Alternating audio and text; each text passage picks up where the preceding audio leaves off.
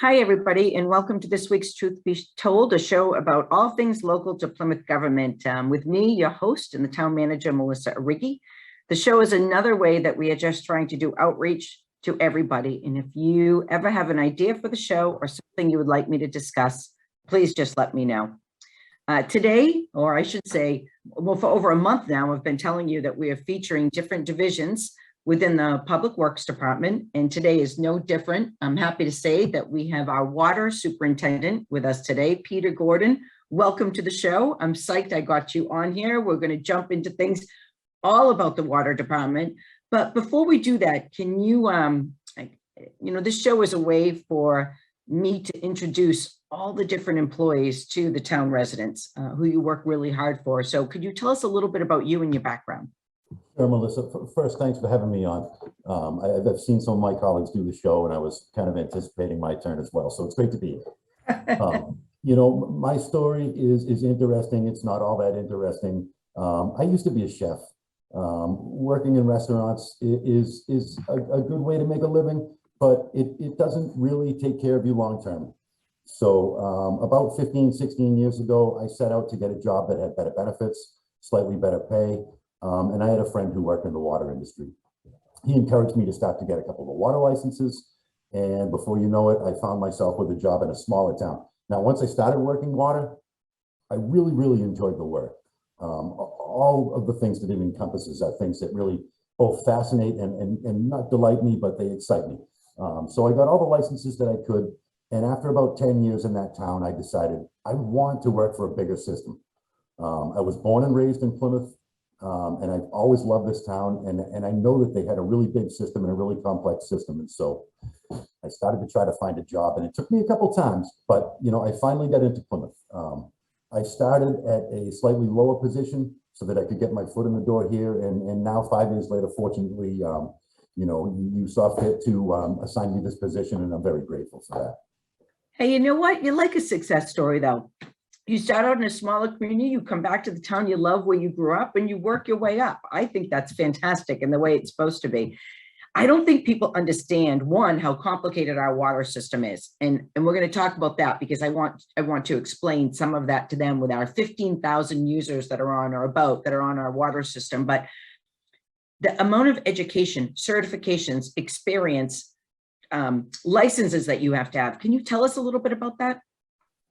It's really kind of complex, the amount of certifications that I had to achieve to get into this position. You have your drinking water licenses for distribution, your drinking water licenses for treatment. There are cross-connection certifications that you need. And then a little farther back, there were hoisting and driver's licenses that I need that aren't so much a part of the job that I do right now. But those certifications are very important. They're very important to the state of Massachusetts. They're very important to the Department of Environmental Protection in terms of making sure that really qualified people, educated qualified people are responsible for the drinking water that we serve to the public. And so they require you to take a certain amount of continuing education units every year to make sure that you're up on the latest treatment techniques, the latest distribution techniques, and that you're really doing the very best job you can to provide safe, potable water to the public. Now, throw out a little technical speak, because I know one of the things that we talk about, or I talk about with JB about you, is that you are very good technically. You really know this water system. I want you to explain a little bit to the public about how this water system works and how we're distributing it all around the town and all the different pump stations you have. So obviously this water system is complex and unique. And that really comes down to the size, the geography of the town. We have 13 wells on 11 sites. We have 4 booster pumping stations. We have 10 water storage tanks. We have 6 separate pressure zones. And I'll get into the pressure zones a little bit in a minute. 240 miles of water main, which is a tremendous amount of infrastructure. Last year, we reported 14,640 service connections. And every year that's jumping by leaps and bounds, which makes it a little bit difficult to, maintain those tanks at a full level and provide the water, but we got this. I think a lot of people grasp at trying to understand what a pressure zone is and the reason we have so many tanks. And the way I like to explain it is, if you think of like zip lining, The tanks provide pressure to our system, and that pressure is provided through what's known as a hydraulic grade line. Like if you could think about that as a zip line, when you jump off the tree or the platform, you start going really, really quickly. But by the time you get to the bottom, there's not so much energy left in that incline, to provide you speed. The hydraulic grade lines work the same way. Wherever there's a tank, that elevation of the water within the tank is what provides pressure in the system. The water in the tank provides basically fire protection and some, water for recreational or domestic use during the peak seasons. The farther you get away from the tank, the lower that pressure is going to be, as that zip line gets closer to the ground. And so that's why we need to have so many tanks in different locations so that we can provide pressure to the whole system. Now, because the geography is so big and so spread out, the position of each tank outside of that hydraulic grade line, we needed to create a new pressure zone where we could put a tank where the pressure could reach those domestic homes, businesses, institutions, both residential and commercial and all of that. So the size of Plymouth really makes it, an incredibly complex system. Now, a lot of people think that we can just turn on a valve and increase or decrease the water pressure. Not entirely true. As I've mentioned, the water pressure in the system comes primarily from the elevation of the water in those tanks. Now, right now, we are doing a rehabilitation of the Stafford tank, which is up on Stafford Street near Birch Ave here in the Bradford pressure zone. So we've had to take that tank offline. In order to take that tank offline, but still maintain pressure within that zone, we are forced to run through the Nook Road booster station, which is now set up to run on pressure. It's set up to maintain 83 to 86 pounds per square inch within the Bradford zone. So while there isn't typically a magic valve that we can increase or decrease people's pressures, that can be controlled sometimes through the booster stations. The other three, and even all four booster stations, typically what we use them for is to move water from one zone to another zone. Zones that have high commercial or thickly settled residential areas typically use more water than some of the zones that aren't quite as thickly settled.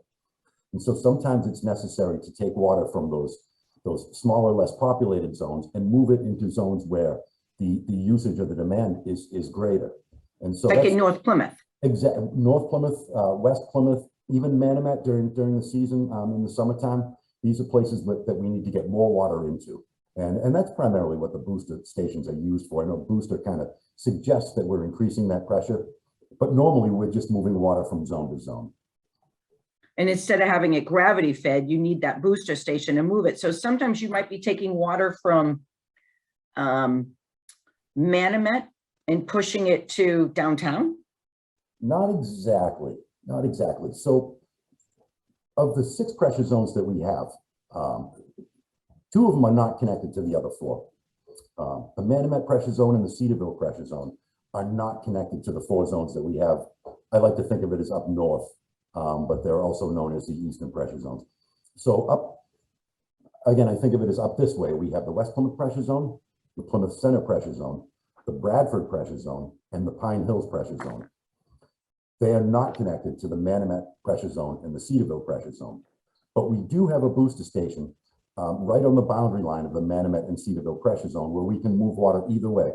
We can gravity feed it from Manamet into Cedarville if that's necessary, or we can pump it from Cedarville into Manamet, depending upon what wells are on, what wells are down for repairs, and which zone has the greater demand. But when it comes to moving the water around, and I think you called it the center area or the north area, you only have 4 pressure zones to pull from. That's correct. That's correct. Right. That's why I think that you've talked to us before about this Interconnect Project. An Interconnect Project that would allow all 6 pressure zones to feed to each other. And that would really be a game changer when it comes to the sampling that we have to do. The monthly sampling, the bacteria sampling, all of these things, having 2 separate zones or 2 separate areas that are not interconnected requires a unique type of a sampling plan. If we were to do this project, it would probably require a couple more miles of water main on Rocky Hill Road.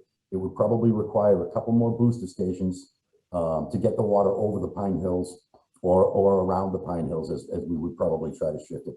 And then we would have the ability to truly move water between all 6 zones to put it exactly where we need it.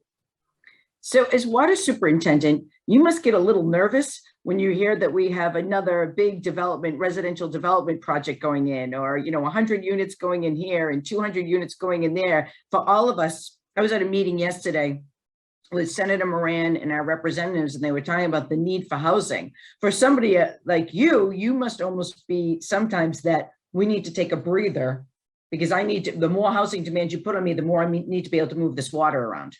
You're right. It is absolutely like that. Fortunately, there are some things that we can do to mitigate that nervousness. But you're right.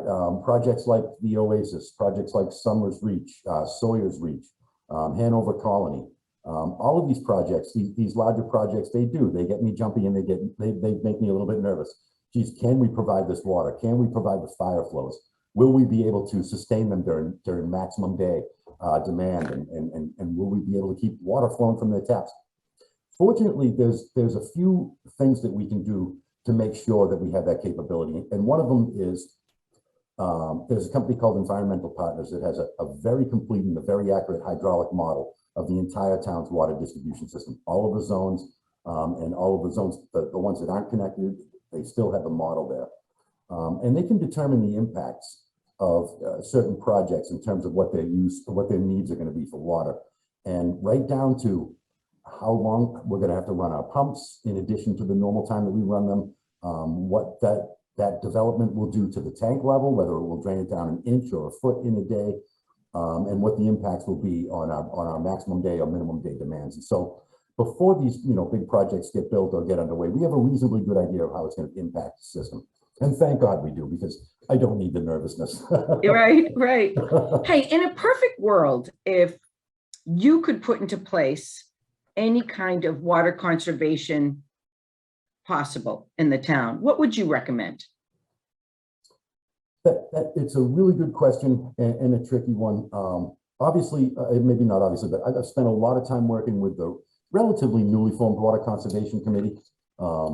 Eric Cody, Dan Gorsica, Harvey Lesueur, Morgan Welty, and Patrice O'Connor. And every time we meet, we try to figure out how we can get the people in town to not use as much.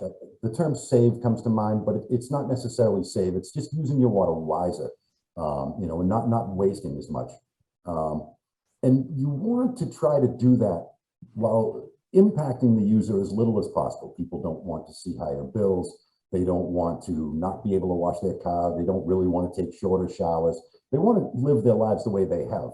And so, some of the low use fixtures, the low flow toilets, dishwashers, shower heads, these are the things that give you the biggest bang for the buck in terms of immediate, savings to water. But the committee is looking to release a document that will hopefully be adopted by the town that will sort of give people a more clearer picture of the things that they can do that won't, impact their lives too dramatically, but save us on not so much usage. They'll be able to maybe see a decrease in their bills, and maybe it will prevent us from building another well for a few more years, or based on when and how much we grow. And these are the things that we talk about every time we get together, and it's hard. It's very difficult. Because people, they get used to their lifestyle. I know even when we talk about putting the watering restrictions in place, people really get upset about their green lawn and their flowers. And I understand it because I'm a gardener. So I understand their point of view, but many of them will say to us, can you charge my water separately and not run it through the sewer meter? I think it's called like a green meter. Yeah. We have not adopted that yet because we know that one of the reasons, not the only reason, but we know that might increase water usage. So it'll be interesting to see. I'm looking at your website right now, and I see that you have a great little tab on here about Conserve Today, and you talk about a Water Conservation Committee brochure. So I think that in itself is helpful. I'll try and get some leverage with that. I'll try and put that in one of my reports coming up soon. I want to talk a little bit about the tanks. So you have, did you say 13 water tanks? I'm sorry? 10 tanks. So you have 10 water tanks in the community, but sometimes you have to take these down and they have to be cleaned, they have to be painted, they have to have work done to them. What is the life of some of these water tanks, and how often do you have to do something that drastic, like empty it? So the life of the tank, the lifespan of the tank really depends on climate conditions, the area that the tank's in, what surrounds the tank, and whether or not there is stray current or electricity anywhere near the tank, and also the water quality. Every month, these tanks need to be inspected visually. Every year, they have to have an engineering inspection where we have to have somebody go out and they'll either climb up on top of the tank, make sure that the vents on top of the tank are in place, the hatches on top of the tank are closed and locked, and that structurally the tank is sound. The tanks are required by the DEP to be cleaned once every 5 years. So there's 2 different ways you can clean the tank. You can put an actual diver in the tank with essentially a vacuum. He'll go to the bottom where there tends to be a little bit of sediment. It might be a couple of inches. More than 5 inches is not something you see typically. And they'll actually vacuum that stuff out of the bottom of the tank. And while they're in there, they'll take a look at the coating, they'll take a look at the ladders, the structure, and make sure that you're maintaining a certain thickness of steel so that these tanks will have a nice long life. Now, once every 20 to 25 years, it's a pretty good idea to take your tank offline, completely sandblast it down and recoat it so that you know that you can maintain a good coating inside there.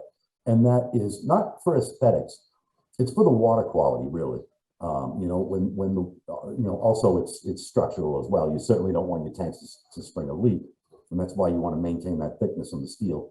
But also that coating that they put inside the tanks is very important to water quality in terms of it won't leach any metals into the water, or it won't impart anything that might be into the water into the steel that could, you know, shorten its life.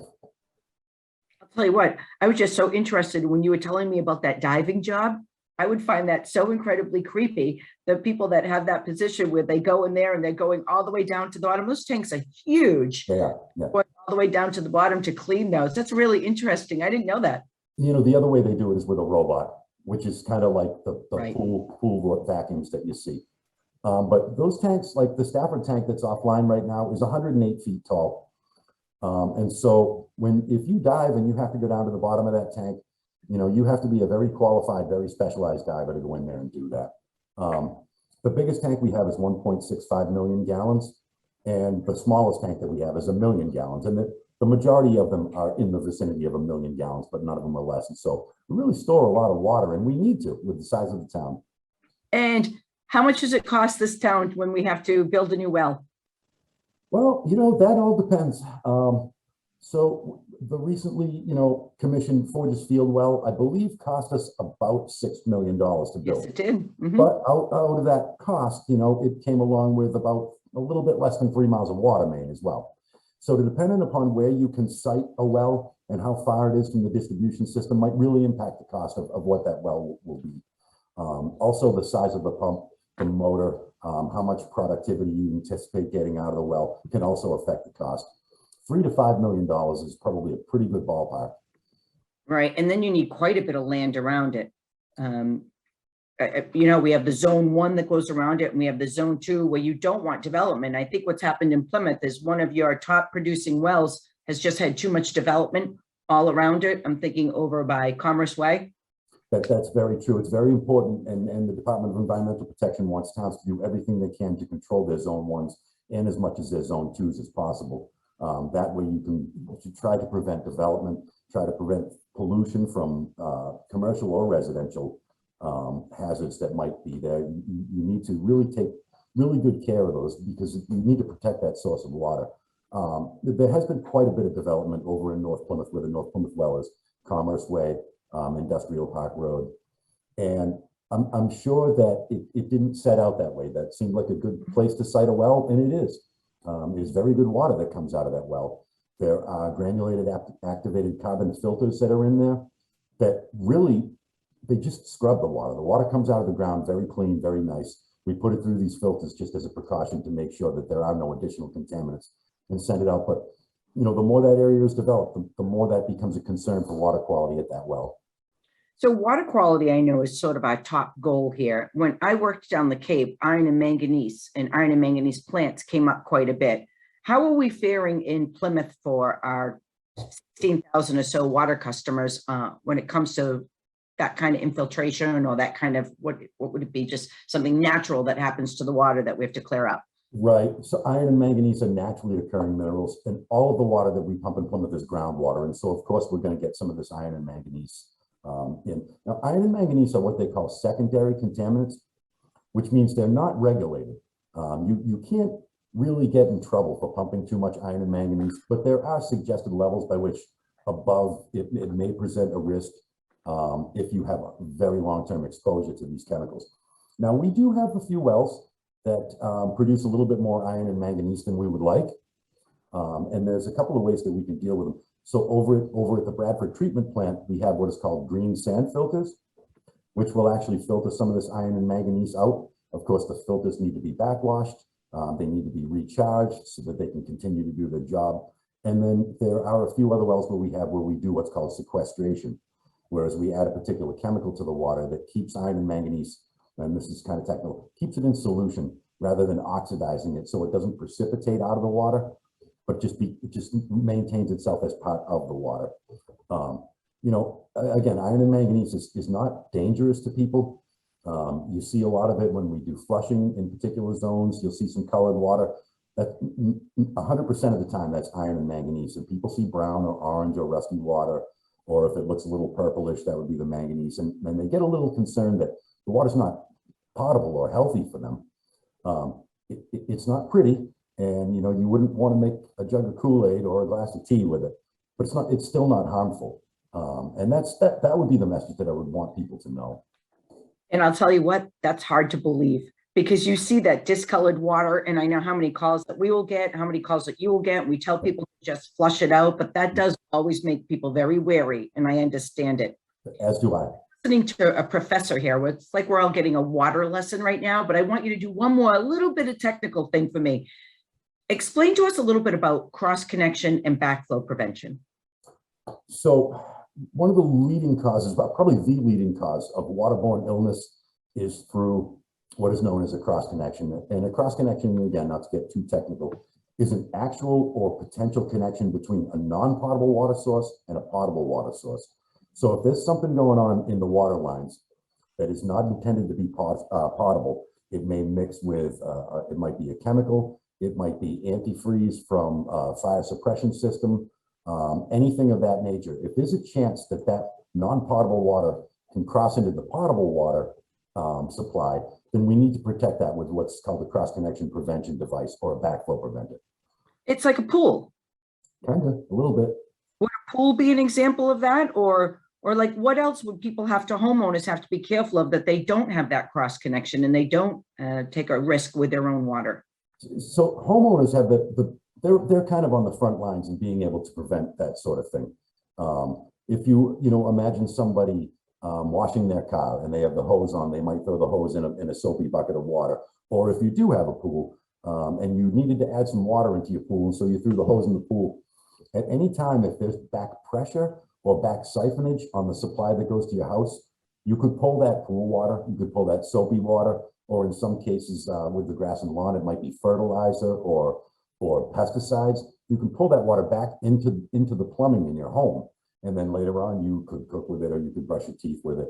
And that can, certainly cause people to get sick and have, other reactions to that water. Now, you just amplify that up to, the industrial and commercial applications for water. And what you would wind up doing is polluting a much larger part of the system that might have a much farther reaching effects to more of the population. And so it's extremely important that we control our cross connections and protect them. Well, thank you. I think that was easy to understand, and that works, because I think that for people that are watching the show, when you can put it in more layman's terms, it's helpful. The last thing I want you to tell us about before we end the show today, and seriously, I tell everybody this, that I want to have them back on the future, but we might need to have you back on because you have such a vast area to cover. How many staff do we provide you with anyways to do all this work? So there are 20 staff members in all here at the Water Division. We have, we're actually short one position downstairs. In the maintenance room, we have a staff of 7 people that primarily they go out and they will fix leaks. They will do markouts for excavations. They will repair hydrants. Their job is basically to maintain the distribution system, and they do a very good job. We have 5 staff members who operate the treatment plants. There are 3 treatment plant operators and 2 assistant operators. They go out every day and they take flow calculations from the pumping stations. They fill the chemical day tanks that have the disinfectant and the pH control in them. They change chemical feed pumps. They maintain the well pumps. It's quite a job they do, and all the members of my staff are fantastic, but that's a great job that they do as well. We have 2 members on the meter crew who essentially install, repair, and read meters. There is the cross-connection control coordinator, who's Michelle Arnold, who is responsible for setting up these meter appointments, making sure that all the cross-connection control devices are tested and in compliance with their regulations. We have Mike Heath, who actually goes out and tests a lot of the meters. And so sometimes we have to survey a building. If it's a brand new building, or if there's been any changes to the fire suppression system or the business within the building, you have to go back out and make sure that that building is safe and has no cross connections. We have 2 administrative assistants downstairs. We have Jackie Tobin and Joanne McNulty. Of course, I have my assistant, Manny Pacheco. And then we have our billing coordinator, Heidi Cotter. And so there is a lot of staff. There's a lot of staff here, and we need it all. We need it all to take care of it. It is a big job. Oh, sure. Take advantage of the show by hitting me up for more money in the budget. Got to do it when I can. Right.